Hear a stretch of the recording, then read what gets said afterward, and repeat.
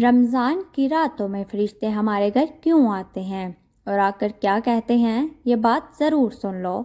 بسم اللہ الرحمن الرحیم۔ فرشتے اللہ تعالیٰ کی نوری مخلوق ہے جو کہ اللہ تعالیٰ کا پیغام لے کر زمین پر اترتے ہیں، اور خاص کر رمضان کی راتوں میں اللہ تعالیٰ فرشتوں کو زمین پر ہمارے گھروں میں اترنے کا حکم دیتا ہے۔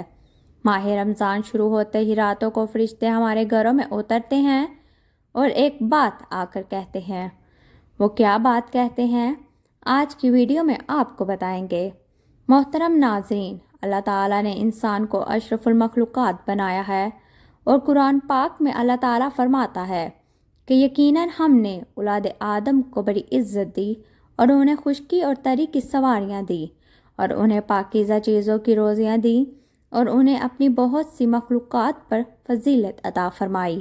محترم ناظرین، انسانوں کی ہدایت اور انہیں سیدھا راستہ دکھانے کے لیے اور اللہ تعالیٰ کے احکامات کے مطابق انہیں چلانے کے لیے اللہ تعالیٰ نے ہم انسانوں پر مختلف انبیاء کرام مبعوث فرمائے اور سلسلہ نبوت کی آخری کڑی خاتم النبی حضرت محمد صلی اللہ علیہ وآلہ وسلم کو آخری نبی کے طور پر مبعوث فرمایا۔ قرآن کریم جیسی عظیم کتاب کو آپ پر نازل فرمایا،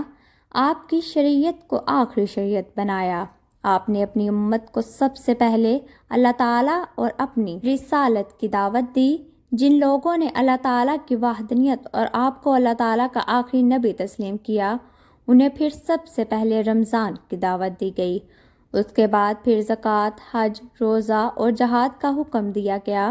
اور ان سب کو اسلام کی بنیاد قرار دیا گیا۔ جیسا کہ رسول پاک صلی اللہ علیہ وآلہ وسلم کا ارشاد ہے، اسلام کی بنیاد 4 چیزوں پر ہے۔ اس بات کی گواہی دینا کہ اللہ کے سوا کوئی معبود نہیں، عبادت کے لائق نہیں، اور محمد اللہ کے آخری نبی اور رسول ہے۔ نماز قائم کرنا، زکوٰۃ دینا، حج کرنا اور رمضان کے روزے رکھنا۔ مختصر یہ کہ اللہ تعالیٰ کے اور رسول پاک صلی اللہ علیہ وآلہ وسلم کے صدقے ہم مسلمانوں کو نیکیاں اکٹھا کرنے کے لیے رمضان المبارک کا مہینہ عنایت فرمایا، جس میں تھوڑی سی بدنی مشقت یعنی کہ سحری سے لے کر غروب آفتاب تک عبادت کی نیت سے کھانے پینے اور جنسی خواہشات سے اپنے آپ کو روک لینے پر اللہ تعالیٰ نے ہمیں بہت سے انعامات و برکات، درجات اور ہدایات سے نوازا ہے۔ مثلاً رزق کی زیادتی، گناہوں سے مغفرت، جہنم سے آزادی، جنت کا حصول، روزے دار کے منہ کی بو، اللہ تعالیٰ کے نزدیک مشک و عنبر سے زیادہ پسندیدہ ہونا، سارا دن مچھلیوں کا ان کے لیے استغفار کرنا، جنت کا ان کے لیے سجایا جانا، سرکش شیاطین کا قید کیا جانا، رمضان کی آخری راتوں میں روزہ داروں کی مغفرت کا کیا جانا، اللہ تبارک تعالیٰ کا روزے دار کی طرف خصوصی متوجہ ہونا اور اپنی رحمت خاصہ کا نزول فرمانا، اللہ تبارک تعالیٰ کا انسان کی لغزشوں کو معاف فرمانا، روزے داروں کی مانگی گئی دعاؤں کو قبول فرمانا، اللہ تبارک تعالیٰ کا اپنے روزے دار بندوں کی وجہ سے ملائکہ پر فخر کرنا، روزے کا گناہوں اور جہنم سے ڈال بنانا، رمضان میں پڑھے جانے والے ایک نفل کا ثواب فرض کے برابر اور ایک فرض کا ثواب عام دنوں کے حساب سے 70 فرائض کے برابر ہونا، اسی طرح سے عام عبادات میں ایک عمل کا ثواب 10 گنا سے لے کر 700 گنا تک، اور خاص طور پر شب قدر کی عبادت کا ثواب 1000 مہینوں سے افضل اور زائد ملنا۔ لیکن روزے کے لیے اللہ تعالیٰ کا یہ فرمان کہ روزہ میرے لیے ہے اور میں ہی اس کا جزا دوں گا، یعنی کہ روزے کا ثواب ہمارے لیے سرپرائز ہوگا، اور سرپرائز ہمیشہ بڑھا دیا جاتا ہے۔ اور ایک دوسری روایت میں ہے کہ میں خود روزے کی جزا ہوں، یعنی کہ میں روزے دار کا ساتھی بن جاتا ہوں، اب وہ جو چاہے گا میں اس کو عطا کروں گا۔ ایک حدیث میں ہے، ترجمہ حضرت ابو سعید خدری رضی اللہ عنہ سے روایت ہے کہ رسول صلی اللہ علیہ وآلہ وسلم نے فرمایا کہ جب رمضان کی پہلی رات آتی ہے تو آسمان کے سب دروازے کھول دیے جاتے ہیں، پھر ان میں سے کوئی دروازہ آخر رمضان تک بند نہیں کیا جاتا، اور جو مومن بندہ اس رمضان کی رات میں نماز پڑھتا ہے تو اللہ تبارک تعالیٰ اس کے ہر سجدے کے بدلے میں 1500 نیکیاں عطا فرماتے ہیں، اور اس کے لیے جنت میں سرخ یاقوت کا ایک گھر بناتے ہیں جس کے 60,000 دروازے ہوتے ہیں، ان میں سے ہر دروازے کے اندر ایک سونے کا محل ہے جو سرخ یاقوت سے مزین کیا گیا ہے۔ پھر مومن بندہ جب رمضان کے پہلے دن روزہ رکھتا ہے تو اس کے گزشتہ گناہ معاف کر دیے جاتے ہیں۔ اس مہینے میں اللہ تعالیٰ کی رحمت جوش میں آئی ہوتی ہے اور ہر دن فجر کی نماز سے لے سورج غروب ہونے تک 70,000 فرشتے اس کے لیے مغفرت کی دعا کرتے ہیں، اور رمضان میں خواہ دن ہو یا رات ہو، جو بھی سجدہ کرتا ہے اس کے بدلے میں جنت میں اس کے لیے ایک ایسا درخت لگا دیا جاتا ہے جس کے سائے کے نیچے گھڑ سوار 500 سال تک گھوڑا دراڑ سکتا ہے۔ اسی طرح سے روزے دار کو 2 خوشیوں کا ملنا، ایک افطار کے وقت کی خوشی کہ اللہ تعالیٰ نے روزے جیسی عظیم عبادت کی توفیق عطا فرمائی، اور دوسری خوشی اللہ تعالیٰ سے ملاقات کے وقت ہوگی انشاءاللہ۔ رمضان کی پہلی رات میں اللہ تبارک تعالیٰ کا اپنے بندوں پر نظر رحمت کرنا، اور جس پر خدا کی نظر رحمت ہوگی اس کو کبھی عذاب نہ ملنا۔ ہر دن 10 لاکھ لوگوں کا جہنم سے آزاد ہونا، اور ایک روایت میں 60,000 لوگوں کا آزاد ہونا، اور رمضان کی آخری رات میں پورے مہینے کے برابر آزاد شدہ لوگوں کی تعداد کے برابر لوگوں کا جہنم سے آزاد کیا جانا۔ رمضان کی ہر رات میں اللہ تعالیٰ کے منادی کا اللہ تعالیٰ کی جانب سے یہ ندا دینا کہ ہے کوئی سوال کرنے والا کہ میں اس کا سوال پورا کروں، ہے کوئی اپنے گناہوں سے توبہ کرنے والا کہ میں اس کی توبہ قبول کروں، ہے کوئی بخشش مانگنے والا کہ میں اس کو بخش دوں، ہے کوئی دعا کرنے والا کہ میں اس کی دعا قبول کروں۔ شب قدر میں فرشتوں کا عبادت میں مصروف لوگوں سے صافیہ کرنا، روزے داروں کی دعاؤں پر فرشتوں کا آمین کہنا، روزے کی ہر رات میں روزے دار کی ایک دعا کا قبول ہونا۔ محترم ناظرین، یہ وہ تمام انعامات ہیں جو اللہ کریم روزے داروں کو روزہ رکھنے کی وجہ سے عطا فرماتے ہیں۔ روزے کی ایک فضیلت یہ ہے کہ روزے دار کے پچھلے تمام گناہ معاف کر دیے جاتے ہیں۔ ارشاد مصطفیٰ صلی اللہ علیہ وآلہ وسلم ہے کہ حضرت ابو ہریرہ رضی اللہ عنہ سے مروی ہے کہ رسول اکرم صلی اللہ علیہ وآلہ وسلم نے ارشاد فرمایا، جس نے ایمان اور احتساب کے ساتھ رمضان کے روزے رکھے اس سے پہلے کے تمام گناہ معاف کر دیے جاتے ہیں۔ محترم ناظرین، روزہ انسان کے لیے ایک روحانی غذا ہے۔ جس طرح سے جسم کو زندہ رکھنے کے لیے اور کام کاج کے قابل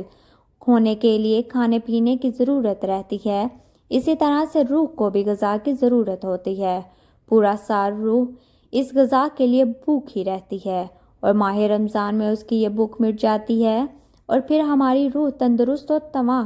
رہتی ہے، اور انسان بھی خوشباش رہتا ہے، اور اس پر اللہ تعالیٰ کی نعمتوں کا نزول ہوتا رہتا ہے۔ روزے کی ایک بہت بڑی اہمیت اور خاص حکمت یہ بھی ہے کہ روزہ اللہ تعالیٰ کی محبت کا ایک بہت بڑا نشان ہے۔ جس طرح کوئی شخص کسی کی محبت میں گرفتار ہو کر کھانا پینا چھوڑ دیتا ہے اور میاں بیوی اپنے ازدواجی تعلقات کو بھول جاتے ہیں، اسی طرح روزے دار بھی اللہ تعالیٰ کی محبت میں سرشار ہو کر اسی حالت کا اظہار کرتا ہے۔ یہی وجہ ہے کہ اللہ تعالیٰ کے سوا کسی اور کے لیے روزہ رکھنا جائز نہیں ہے۔ محترم ناظرین، مسلمان خواہ مرد ہو یا عورتیں بغیر کسی شرعی عذر کے روزہ قضا نہ کرے اس لیے کہ آپ نے ارشاد فرمایا، یعنی جس نے رمضان کا ایک روزہ بغیر کسی رخصت اور بیماری کے چھوڑ دیا، ساری زندگی وہ روزے رکھتا رہے، اس ایک روزے کا ثواب اسے نہیں مل سکتا۔ روزہ خواہ فرض ہو یا نفل، اس میں کوئی ایسی خاص بات تو ضرور ہے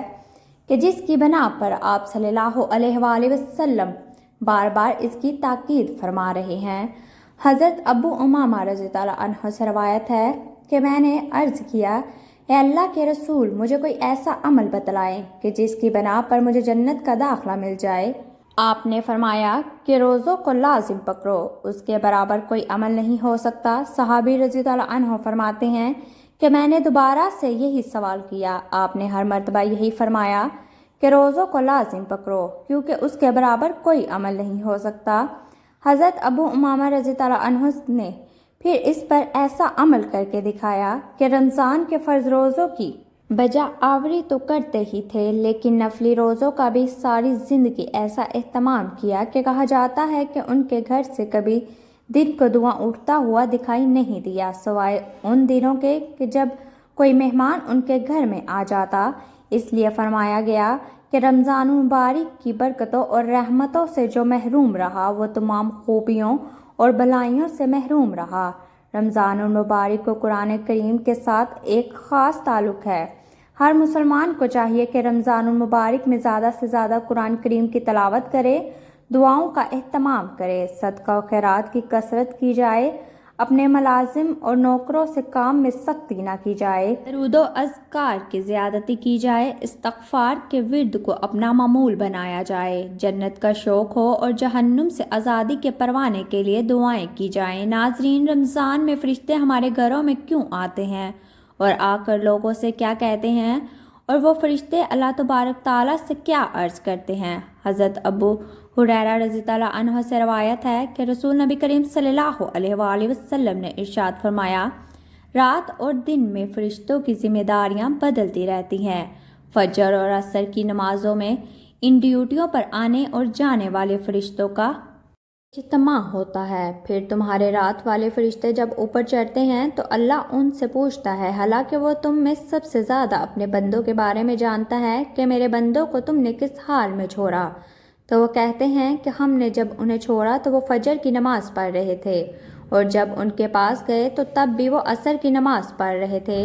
ان فرشتوں سے وہ فرشتے مراد ہیں جو انسانوں کے اعمال لکھتے ہیں۔ امام نووی رحمۃ اللہ علیہ فرماتے ہیں، رات اور دن ذمہ داری ادا کرنے والے فرشتوں کی ڈیوٹیوں کی تبدیلی کے اوقات کو عبادت کے اوقات میں مقرر کرنا بندوں پر اللہ تعالیٰ کی خاص لطف و کرم اور اعزاز ہے، کیونکہ یہ فرشتے اللہ تعالیٰ کے ہاں انسانوں کے لیے صبح و شام خیر و فرمانبرداری جس کا وہ مشاہدہ کرتے ہیں ہونے کی گواہی دیتے ہیں۔ علامہ بدر الدین عینی رحمۃ اللہ علیہ اس حدیث کے فائدے میں فرماتے ہیں، اس حدیث سے معلوم ہوتا ہے کہ نماز اعلیٰ عبادت ہے، اور فجر اور عصر کی نماز اور ان کے اوقات کی شان و عظمت دیگر نمازوں اور ان کے اوقات کی بنسبت زیادہ ہے، اور چونکہ عصر کی نماز کا وقت دنیاوی